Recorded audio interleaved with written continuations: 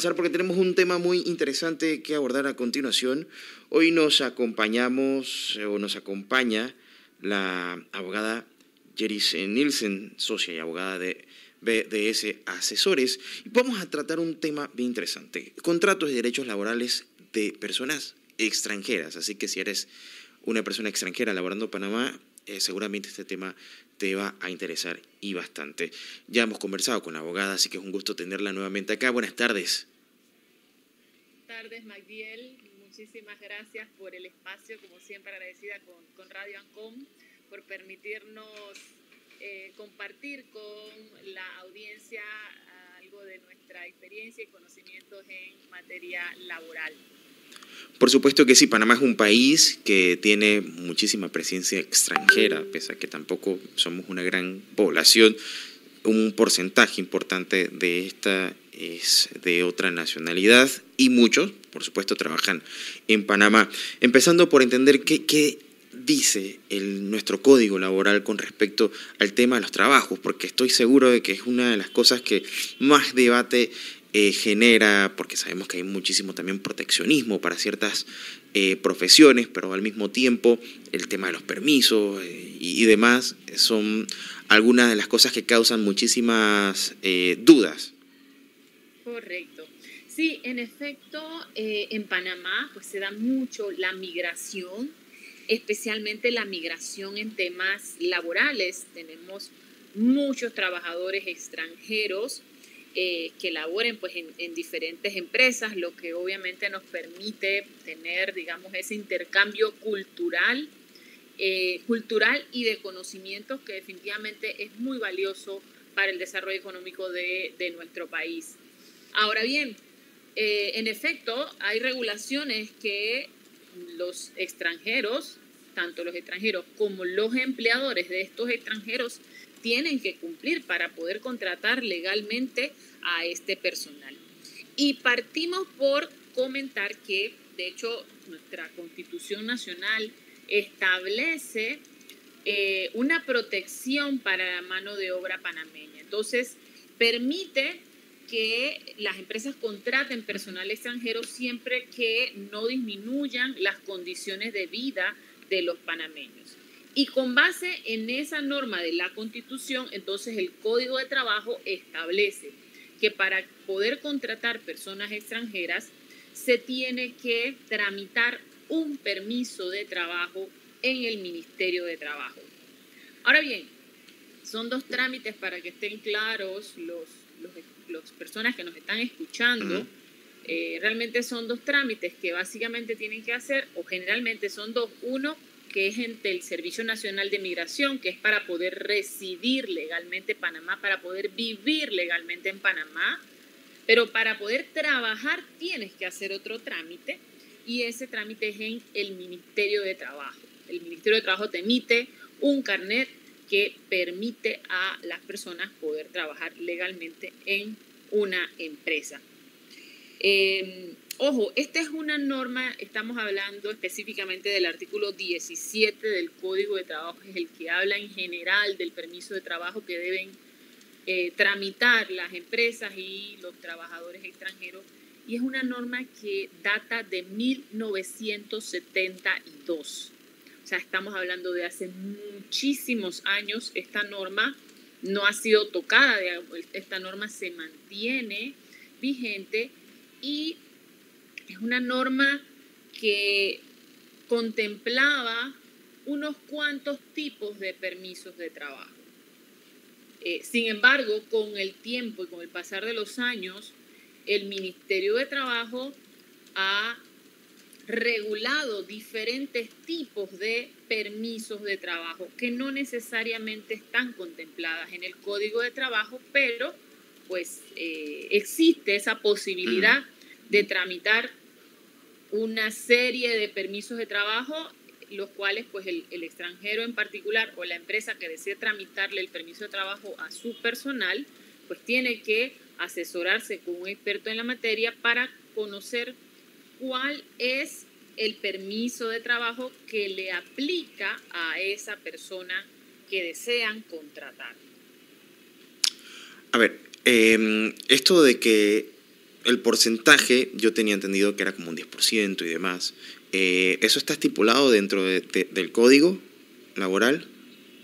En efecto, el artículo 17 establece que las empresas tienen que cumplir con un porcentaje que viene siendo un 10% dentro del personal ordinario, ejemplo, qué sé yo, jefes, secretarias, recepcionistas, personal operativo, en fin. Y luego tenemos otra categoría que es la categoría de personas de confianza, directores, gerentes o personal técnico, o sea, personas que tienen una especialización puntual en una rama o en una profesión, y esas personas pueden entonces aplicar a una categoría que se llama 15% dentro del personal técnico o de confianza. Así que este artículo básicamente regula la posibilidad de que una empresa contrate incluso hasta un 25% de personal extranjero. ¿Cómo? Bueno, un 10% dentro del personal ordinario más un 15% dentro del personal de confianza. Ahora bien, ¿qué pasa con la creación de nuevos permisos de trabajo?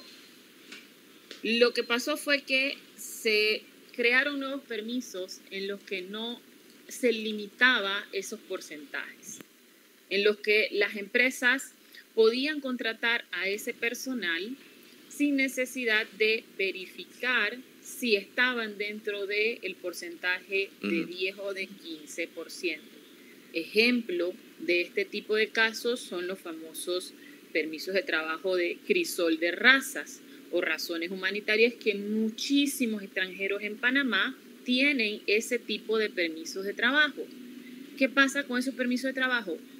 Las empresas pueden contratar a ese personal sin necesidad de estar evaluando dentro de su planilla si ya tienen un 10 o si ya tienen un 15% de personal extranjero. Así que por eso hacía el comentario de que esta norma del 17, el artículo 17, data de 1972, cuando únicamente existían algunos cuantos permisos de trabajo.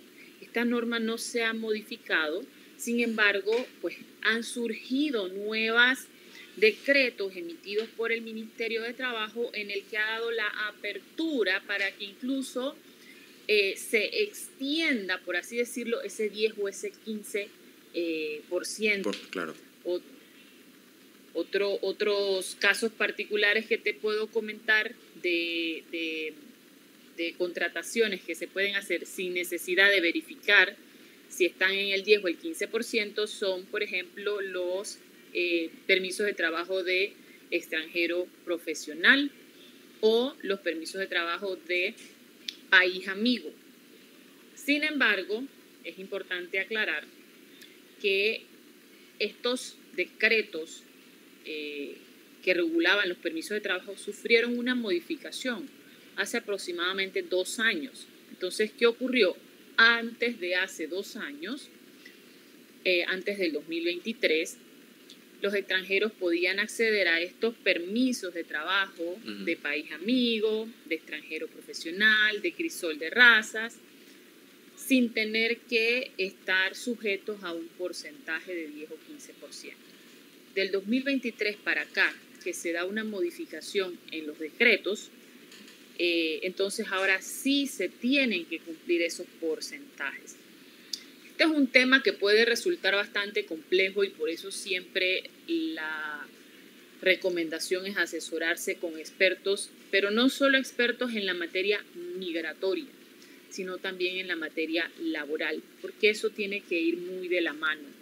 El manejo de la contratación de personal extranjero requiere no solo hacer un trámite para obtener su residencia y su permiso de trabajo, sino también un manejo correcto de la relación laboral como tal. Entonces, del 2023 hacia acá, los nuevos permisos de trabajo sí están sujetos al cumplimiento de los porcentajes que hemos estado comentando de 10 y de 15%. Bueno, y es un tema muy complejo. Me imagino que como usted menciona, al momento de hacer la revisión sobre todo estos porcentajes es bueno asesorarse para entender, porque ha habido un cambio en la dinámica de las contrataciones. Pero ahora me quedan algunas dudas que tienen que ver con los trabajadores, digamos, con los colaboradores, sobre todo los extranjeros. A ver, ¿qué sucede en el caso de los compromisos, las prestaciones? Hablemos, por ejemplo, en el tema del seguro social. Probablemente si son trabajadores que vienen porque la empresa les ha pedido que hagan ciertos trabajos en Panamá durante cierto tiempo, ¿estos están obligados a pagar el seguro social o no? Sí, en efecto, así es. Y por eso lo que mencionaba hace unos minutos de que no solo basta la asesoría migratoria como tal, sino también la asesoría en el manejo de la relación obrero-patronal. Esta vendría siendo igual un contrato de trabajo. Ojo, ¿qué dice nuestra ley orgánica de la Caja de Seguro Social? No solo la nueva, que ya de por sí está en bastante debate. Esto es un tema que viene desde la ley 51 y debo yo pensar que incluso la ley anterior a esta, pero bueno, yo digamos que he estudiado desde la ley 51 claro, del 2005 hacia acá, o sea que tenemos que 20 años. Esta ley de la Caja de Seguro Social establece, palabras más, palabras menos, que todo extranjero que sea contratado laboralmente, es decir, que esté sujeto a un horario, que esté sujeto a las órdenes de la empresa, están obligados a pagar cuota obrero patronal. O sea, la empresa está obligada a inscribir a esas personas en el seguro social. Y eso es independientemente de si la persona ha tramitado una residencia o un permiso de trabajo en Panamá. Eso es importante comentarlo porque a nosotros nos llegan muchas consultas y una de estas es, ¿cuándo inscribo al extranjero en el Seguro Social? Y la respuesta es tan pronto como inicie a prestar servicios, aunque no le hayas obtenido aún el permiso de trabajo, lo tienes que inscribir en la Caja de Seguro Social, porque al Seguro Social no le interesa si la persona ya cumplió con sus trámites migratorios. La Caja de Seguro Social dice, si tienes una relación de trabajo, tienes que afiliar a esa persona al Seguro Social y pagar la cuota obrero patronal de esa persona. Y en ese sentido, la Caja de Seguro Social no pide, cuando uno va a afiliar a un extranjero, ellos no exigen que presentes copia del permiso de trabajo. Eso me lo decían mucho las empresas. Bueno, pero es que no tengo la copia del permiso de trabajo todavía. Digo yo, no, pero es que la Caja de Seguro Social no te va a exigir la copia del permiso de trabajo. Claro. Lo que sí exige, ojo, lo que sí exige es una copia del contrato de trabajo y que ese contrato debe estar sellado en el Ministerio de Trabajo. Eso sí es uno de los documentos que cuando uno va a hacer la afiliación del extranjero van a pedirlo, pero no piden el permiso de trabajo. Así que la obligación de las empresas es que al contratar a un extranjero, independientemente de que esté regularizado o no, es inscribirlo en la Caja de Seguro Social. Claro, y esto es un punto sumamente válido. En algún momento también estuvimos hablando acerca de la Caja de Seguro Social y la nueva obligatoriedad que esta demanda a los independientes. Pero volviendo al tema de los extranjeros, me surge otra duda que tiene que ver con los freelancers, que son, digamos, otra categoría, ¿no? Creo que en 2021, 2022 en Panamá se aprueba la ley de nómadas digitales. ¿En dónde queda todo esto, no? Porque entendemos que los nómadas digitales laboran desde Panamá, pero no necesariamente en Panamá. ¿Cómo se entiende, digamos, esta ley con el Código Laboral en Panamá? Bueno, Magdiel, estás muy, muy bien enterado sobre los temas migratorios en Panamá. Y sí, en efecto, existe un decreto que permite a los extranjeros que hagan teletrabajo, nómadas digitales, como bien lo dices, pero entiéndase estas personas que mantienen un contrato de trabajo con una empresa fuera de Panamá, una empresa que no tiene presencia en Panamá, que no tiene una personería en Panamá, y esta persona decide que quiere vivir en Panamá y su empleador en el extranjero le permite hacer teletrabajo fuera de su país.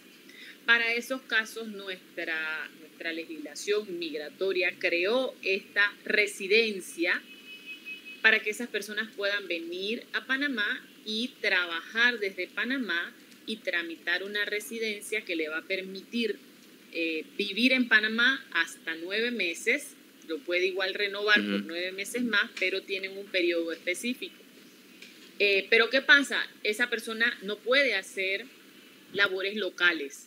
Es importante saberlo. O sea, no puede prestar servicios locales en Panamá porque se entiende que esa persona vino a teletrabajar. O sea, todo lo que incluso el salario que devenga esa persona no es de una empresa en Panamá, es de una empresa del extranjero, y él tiene una serie de requisitos que probar. Entonces él puede vivir y trabajar desde Panamá, pero para una empresa extranjera, no puede brindar servicios locales. Y una pregunta, ¿hay algún tipo de protección para esas personas desde, digamos, entidades gubernamentales en caso de que exista alguna vulneración a sus derechos, o esto tienen que remitirse directamente a las entidades, ¿no?, donde se encuentra la base o el lugar que les ha contratado?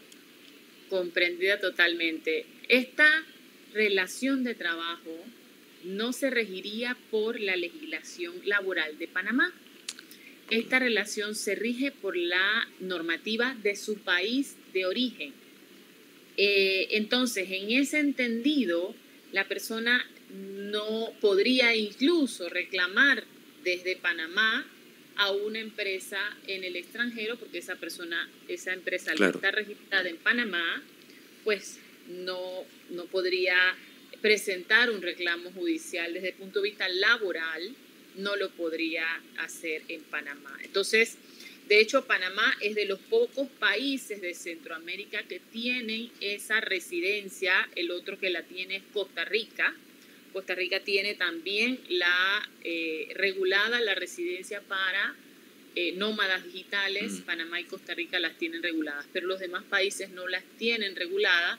Así que, pues, si alguien de Panamá, por ejemplo, quisiera irse a prestar servicios a, no sé, a Honduras, a El Salvador, pues ya tendría que buscar una categoría migratoria que le permita residir. Esta residencia de nómadas digitales no es para que trabajes para una empresa en Panamá. De hecho, tampoco adquieres un permiso de trabajo en Panamá. O sea, tú adquieres esa residencia de nómada digital y esa residencia no te va a permitir obtener un permiso de trabajo, porque se supone que tú estás trabajando para una empresa extranjera y tu relación laboral se rige por esa legislación de la empresa en el país de origen. Y esto, entonces, ahora bien, sí. Disculpa que te interrumpa. Sí, habría que ver cómo se compagina, claro, este tema con la nueva ley de la Caja de Seguro Social, que establece la obligación de las personas independientes de estar afiliadas al Seguro Social. Esto no está 100% claro en la ley de la Caja de Seguro Social. Mi interpretación es que estas personas no estarían obligadas a pagar un seguro social, porque resulta que es que lo que ellos reciben no es por servicios que presten en Panamá, sino por servicios que prestan afuera, y se entiende que en su país de origen ellos mantienen una relación de trabajo, y en ese país de origen ya ellos deben estar pagando seguridad social e impuestos en ese país de origen. Entonces, por eso esa es mi interpretación con relación a esas personas. Distinto es el caso de extranjeros o panameños incluso que presten servicios de forma local, que reciban ingresos de empresas en Panamá, y pues esas personas pues sí estarían obviamente obligadas a el pago de la seguridad social como establece la nueva ley de la Caja de Seguro Social, que por cierto pues todavía no se ha reglamentado ni se ha establecido el mecanismo para que esos trabajadores independientes puedan afiliarse y reportar sus cuotas en la Caja de Seguro Social. Claro, licenciada, mire, tengo que irme a cambio, pero no sé si tiene unos 15 minutos más porque me queda una pregunta que tiene que ver justamente con algo similar y son los freelancers, porque probablemente haya quienes brindan sus servicios profesionales. En Panamá no existe, digamos, una relación contractual. No obstante, estos, desde su conocimiento, experiencia, como usted decía, ofrecen servicios localmente. ¿Cómo queda esa figura y en dónde o cuál es el amparo con las que estas personas cuentan, sobre todo las que son extranjeras en nuestro país, sus derechos y sus obligaciones para que no estén incurriendo, digamos, en faltas? Si tienen tiempo, nos vamos a cambio. Claro que sí. Bueno, nos vamos a este cambio comercial y a la vuelta seguimos porque este tema es muy interesante. Estamos abordando materia laboral, sobre todo en personas extranjeras que viven en Panamá. Ya regresamos en breve con más de Las Tardes Relax en Radio Ancon. Seguimos con más de Las Tardes Relax por Radio Ancon. Yo soy Magdiel Torres, estoy junto a Claudio Quiroz en Controles. Hasta las 5 de la tarde te acompañamos con música, entrevistas, de todo un poco en estas tardes más relax de la radio panameña. Y estamos conversando con la abogada Yeris Nielsen, socia y abogada de BDS Asesores, hoy hablando sobre materia laboral en Panamá, pero para residentes extranjeros. Y nos quedamos con una pregunta. ¿Y qué sucede con aquellos que brindan servicios profesionales? No existe una relación contractual con una empresa. ¿Y qué aspectos hay que tomar en cuenta? ¿Cuáles son las obligaciones o deberes que tienen las personas que ofrecen sus servicios? Ahora se ha vuelto muy común, muy popular esto de freelancers. ¿Y cuáles son, digamos, también aquellas cosas que los protegen? Sí, correcto. A ver, tanto para las personas extranjeras como para las personas panameñas que ofrezcan servicios profesionales independientes o pues mejor conocidos como freelancer, tienen la obligación de facturar y de hacer sus declaraciones de renta año tras año. Ojo, eso en el entendido de que no mantienen una relación de trabajo con una empresa en particular, sino que brindan servicios para muchas empresas y no hay exclusividad con una en particular. Entonces estas personas deben pues hacer sus declaraciones de renta todos los años y ahora pues con la reforma a la Ley Orgánica de la Caja de Seguro Social se establece también la obligación de pagar la cuota obrero, de hecho no es cuota obrero patronal porque aquí no hay patrono como tal, claro, sino pagar una cuota en la que de hecho pueden pagar una cuota únicamente para cubrir la pensión por vejez y eso es obligatorio, o de manera voluntaria pueden pagar también una cuota que les permita acogerse también a otros beneficios de la Caja de Seguro Social. Esta obligación no es tampoco reciente, no necesariamente, no es con la nueva ley, ojo, no es con la nueva ley que existe esta obligación, ya esta obligación existía con la Ley 51. Sin embargo, en la Ley 51 no había multa para los independientes que no cumplieran con esa obligación.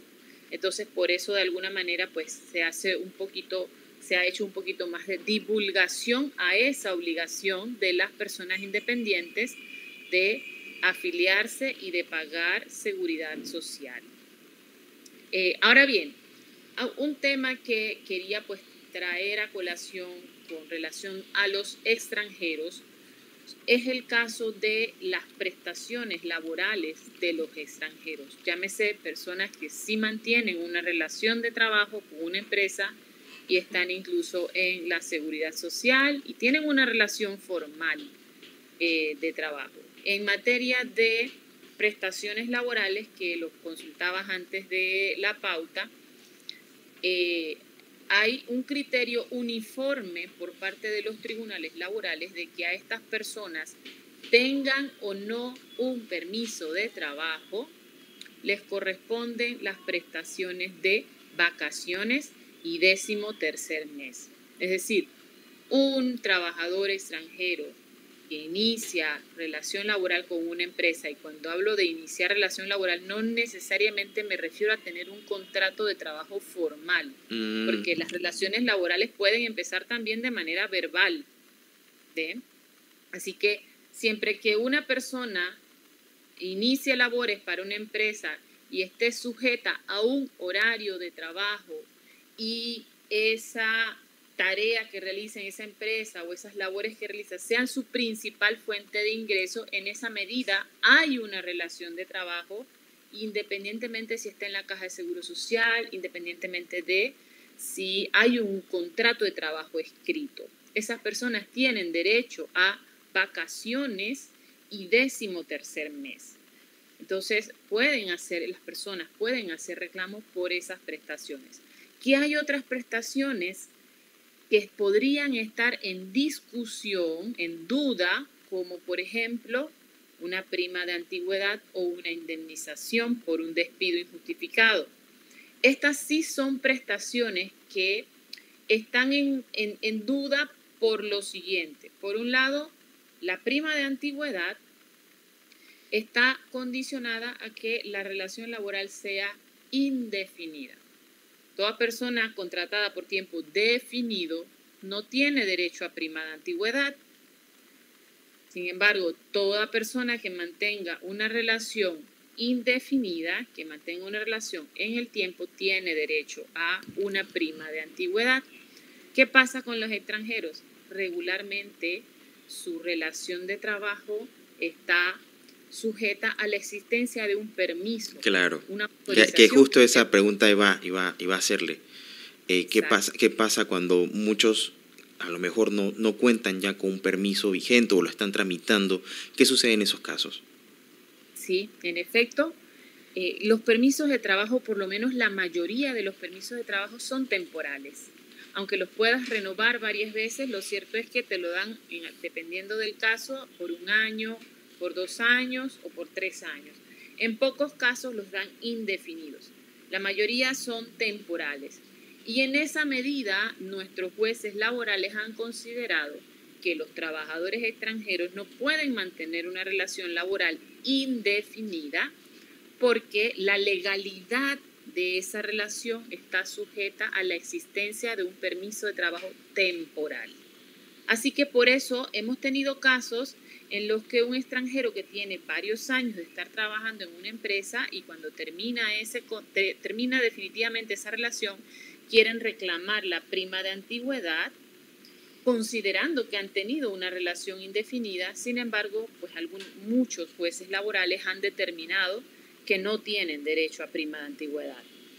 Y también en muchos casos en los que han habido despidos, por ejemplo, si el extranjero no tiene un permiso de trabajo vigente, muchos jueces han determinado que no tienen derecho a una indemnización por despido, sobre la base de que para que la relación laboral sea legal, sea legítima, debe existir un permiso de trabajo. Y al no existir un permiso de trabajo, consideran que la relación es ilegítima y pues no le han dado, digamos, ese derecho a muchos extranjeros que reclaman indemnización. ¿Y esto es independientemente si hay o no hay contratos?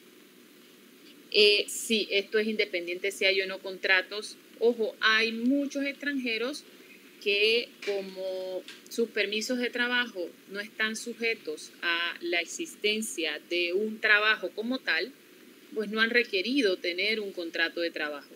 El ejemplo claro son los permisos de trabajo de crisol de razas. Dentro del trámite de estos permisos de trabajo, tú no tienes que presentar un contrato de trabajo para que te aprueben el permiso. Así que en esos casos te puedes encontrar muchísimos extranjeros con ese permiso de trabajo que no cuentan con un contrato de trabajo formal con un empleador. Sin embargo, hay otros trámites de permisos de trabajo que sí requieren presentar un contrato de trabajo. Y en esos casos, la mayoría de los contratos de trabajo que se tienen que presentar son definidos de hasta un año, porque no lo puedes hacer por más de un año. En nuestro Código de Trabajo no nos permite hacer contratos de trabajo con duraciones de más de un año. Y por eso te vas a encontrar con extranjeros que probablemente tengan permisos de trabajo de 2 o de 3 años, pero sus contratos de trabajo son de un año, porque es que la ley no lo permite. Entonces ahí siempre, y por eso insistía al inicio, el tema del manejo de la contratación es bastante complejo porque generalmente la realidad no se ajusta a la formalidad, entiéndase a lo que está documentado.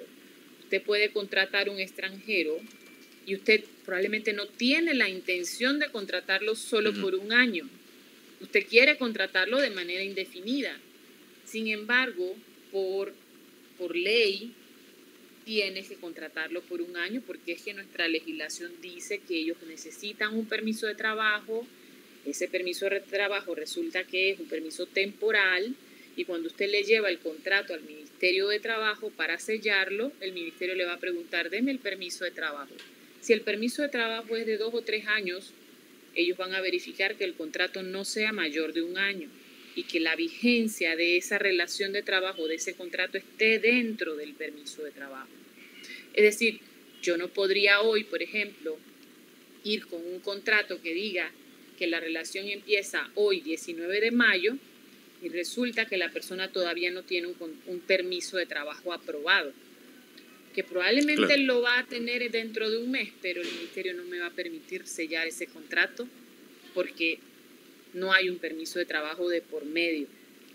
O sea, primero tener el permiso de trabajo para luego tramitar el contrato. Pero me quedo con algo, sobre todo entrando en materia contractual. Probablemente haya muchas personas que por las razones que sean, no cuentan con un permiso de trabajo y lo hacen desde la informalidad.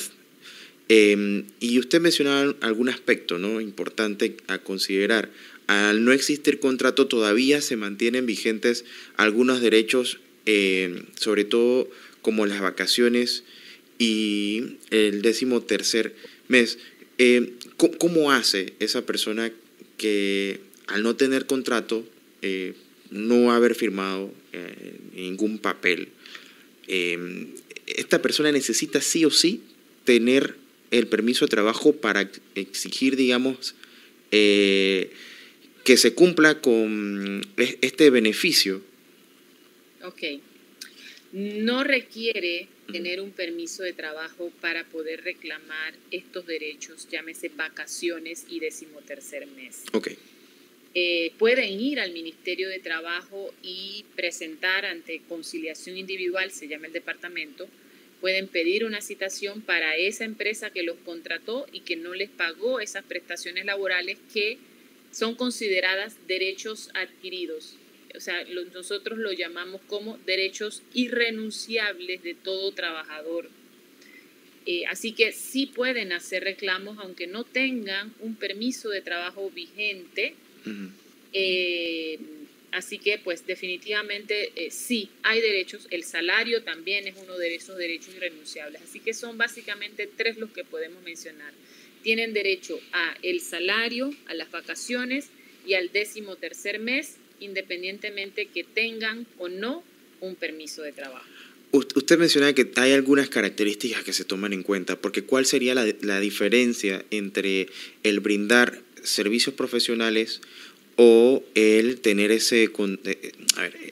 entender los términos, ¿no? Usted decía que cumplir con un horario, tiene que existir exclusividad, porque no es lo mismo de repente que ahora que se ha puesto muy de moda esto de manejo de redes sociales, que yo de manera independiente como freelancer administre varias cuentas o clientes y sea mi forma de subsistencia, a solamente trabajar por una empresa. Correcto. Regularmente quien mantiene una relación de trabajo con derecho a vacaciones y a 13º mes son personas que trabajan para una empresa en un horario y no podrían trabajar para otra empresa dentro de ese mismo horario de trabajo. Uh-huh. Sí, regularmente hay exclusividad en el sentido de que yo no podría prestarle servicios a la competencia si tengo una relación de trabajo con alguna empresa. Y, a ver, ¿qué sería lo usual para una persona que pueda tener dos empleadores? Porque eso puede pasar. Tú puedes mantener 2 relaciones de trabajo al mismo tiempo. Lo que no puede pasar es que coincidan los horarios de trabajo. Por ejemplo, yo puedo trabajar en mi firma de abogados de 8 a 5 de la tarde y de 7 a 9 de la noche puedo trabajar en una universidad. Los horarios no coinciden y en ambos casos tengo que cumplir con un horario de trabajo y estoy sujeto a las órdenes. Eso en términos legales lo llamamos subordinación jurídica, que es que yo tengo que realizar mi trabajo de acuerdo a las pautas que me da la empresa.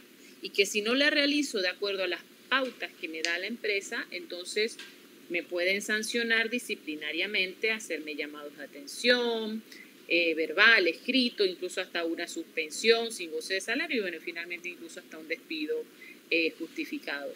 Estoy sujeto a las órdenes de esa empresa. Esa empresa me dice, bueno, yo necesito que hagas el trabajo de tal y de tal manera en tal horario y me ponen quizás también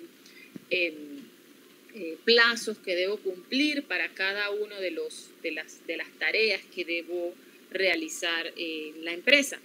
Así que determinar la existencia o no de una relación de trabajo definitivamente son varios elementos que uno toma en cuenta, pero pues el tema del horario, uh-huh, de la subordinación jurídica, de estar sujeto a órdenes, a sanciones disciplinarias, el hecho de, por ejemplo, de que me den un uniforme o de que me proporcionen las herramientas de trabajo, porque los empleadores están obligados a proporcionar herramientas de trabajo. Me proporcionan muchas veces el celular, en los casos que se requiera un celular para la prestación de servicio, me proporcionan la computadora, probablemente me proporcionan también el dominio de el correo de la empresa, me dan tarjetas de presentación. En la medida que se van sumando estos elementos, en esa medida podemos hablar de que existe una relación de trabajo. Ahora bien, con el tema de los extranjeros, y bueno, y en general no solo los extranjeros, pero quizás los extranjeros un poquito más complicado el asunto, porque una de las cosas que en efecto se evalúa es si tienen o no un permiso de trabajo, ¿verdad? Ahora bien, supongamos que no tiene un permiso de trabajo, pero el extranjero sí puede demostrar que yo usaba los uniformes de la empresa, me dieron uniformes, me dieron la computadora con la que prestaba el servicio, yo tenía un lugar de trabajo dentro de las instalaciones de la empresa, yo iba a la empresa todos los días de 7 a 4 o de 8 a 5 y yo trabajaba todos los días en un horario específico. Si un día en particular no podía ir a trabajar, yo tenía que reportarme y decir yo no voy a poder prestar el servicio. O sea, no tienes esa libertad. Cuando eres trabajador, no tienes esa libertad, claro, de decirle a la empresa, no, en esa reunión yo no puedo participar, pongámosla en otra fecha. Y ese tipo de coordinaciones no los podrías hacer si eres un trabajador de una empresa, cosa que sí podrías hacer si eres independiente o freelance, tú puedes coordinar eso. No, ese día yo tengo reunión con otro cliente, pongámoslas media hora antes o media hora después. Esa, digamos, en términos prácticos es pues ciertas situaciones que podríamos evaluar para determinar si eres trabajador o si eres freelance o independiente. Un tema sumamente interesante, sobre todo viendo en la perspectiva desde los trabajadores extranjeros en nuestro país.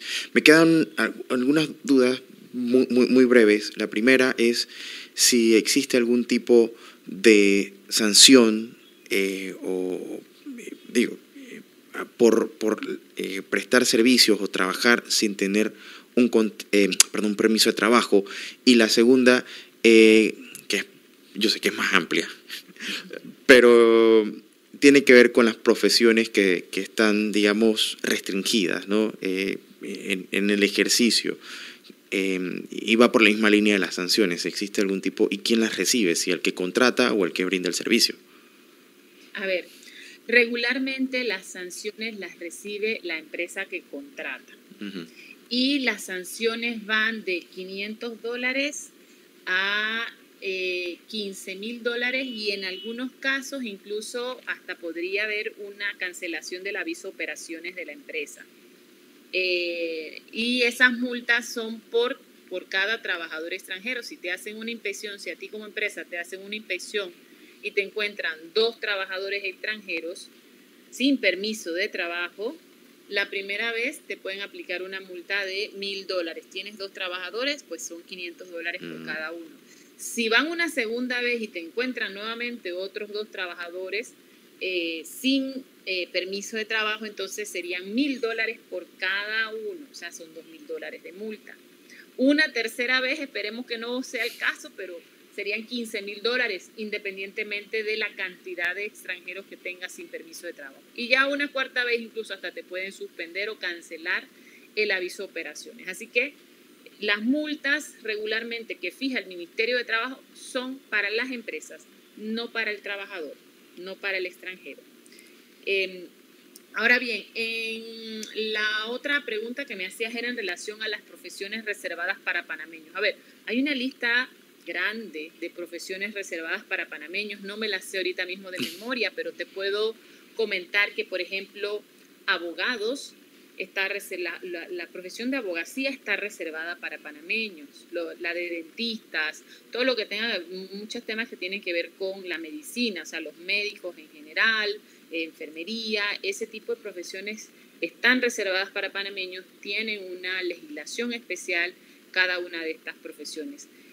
Los ingenieros, arquitectos, contadores, estas profesiones son reservadas para panameños. Recordemos que, por ejemplo, hablando de contadores o en nuestro caso de abogados, nosotros necesitamos tramitar una idoneidad.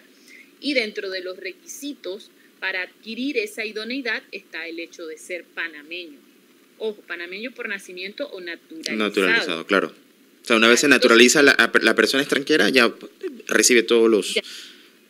Claro. Es considerado panameño. Entonces también hay digamos con un error, ya no lo veo tanto, pero a muchos extranjeros que ya les dan una residencia permanente, les otorgan un carnet que regularmente se llama cédula E. Nosotros le llamamos cédula E porque dice E-8- y un número. Algunos extranjeros piensan que cuando ya tienen ese carnet, es que ya tienen cédula y pueden laborar sin permiso de trabajo incluso, pero no es cierto. O sea, ese carnet es un carnet de residente permanente. Entonces, todos los que tengan un carnet de residente permanente requieren un permiso de trabajo para laborar en Panamá. Solamente los que tienen cédula panameña son pues las personas que en todo caso no requieren de un permiso de trabajo para poder laborar en una empresa en Panamá. Que adquiriría ya, digamos, el estatus P, ¿no?, de panameño extranjero. De panameño en toda su extensión. Las cédulas de personas naturalizadas empiezan con la letra N. N de naturalizado. Importante, interesante ese dato que no me lo sabía. Pero para entonces recapitular, las sanciones no se le aplican, o las multas no se le aplican nunca al que brinda el servicio o al trabajador, sino al empleador. Correcto. El Ministerio de Trabajo no aplica multa a el extranjero.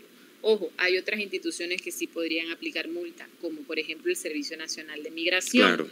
Pero esa es otra cosa. Esa es otra cosa totalmente. Sí. O sea, que las personas que por lo regular sientan que han sido vulnerados en sus derechos laborales, siendo extranjeros, pueden sin temor acercarse a entidades como el Ministerio de Trabajo o asesorarse con expertos en la materia para encontrar solución o resolución a los conflictos que tienen. Efectivamente, y que se cumplan sus derechos mínimos laborales. Bueno, un tema sumamente importante, licenciada, gracias por traerlo también a colación. Seguramente habrá muchas personas que han sufrido también injusticias en este aspecto. Yo lo veo más como desde el punto de vista humano, ¿no? Independientemente de la nacionalidad, uno debería gozar de derechos fundamentales al momento de trabajar y evitar ser explotados a toda costa. Pero totalmente de acuerdo contigo. Sé que podemos hablar más y más y más de este tema, pero cuéntame una cosa, para aquellos que quieran tocar temas más detallados en situaciones muy puntuales, ¿ustedes también tienen alguna línea donde las personas pueden acercarse y poder hacer consultas? Por supuesto, sí, les dejo el teléfono de nuestra oficina, el 830-2190. Es el teléfono de la oficina, 830-2190. También nos puede contactar por redes sociales como BDS Asesores. Y bueno, ahí tenemos LinkedIn, Instagram, Facebook, cualquiera de esas redes sociales, o por nuestra página web, que es también bdsasesores.com. Con mucho gusto podemos asesorar, ojo, no solo al personal extranjero en su trámite como tal, sino pues también, por ejemplo, a empresas, porque también damos capacitaciones a las empresas para que puedan manejar de manera correcta y pues cumplir con sus obligaciones laborales y respetar los derechos laborales de su personal extranjero. Bueno, muchísimas gracias, licenciada Nielsen, por acompañarnos. Sin duda un tema sumamente importante y más adelante ojalá podamos seguir hablando de otros aspectos que tienen que ver con la materia de los derechos laborales en nuestro país y quizás otros temas también de igual relevancia. Así que una feliz tarde para ustedes y hasta una próxima ocasión. Gracias, igualmente. Feliz tarde.